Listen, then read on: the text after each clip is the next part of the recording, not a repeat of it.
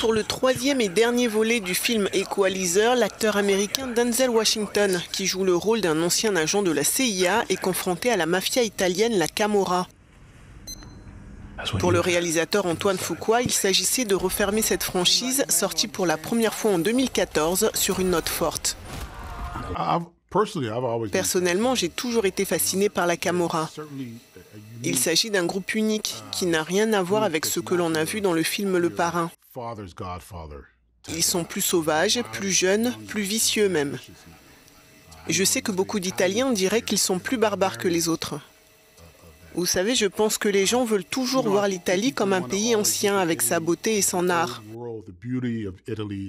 Et ils oublient que sous cette beauté, il y a cette autre chose qui en fait tout autant partie.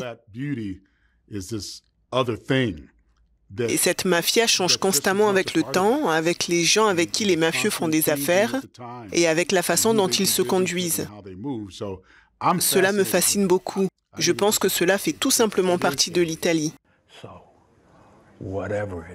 Antoine Fuqua explique par ailleurs que le plus grand défi pendant le tournage du film a été de s'adapter à la culture italienne. Le plus grand défi a été de tourner dans une petite ville de pêcheurs.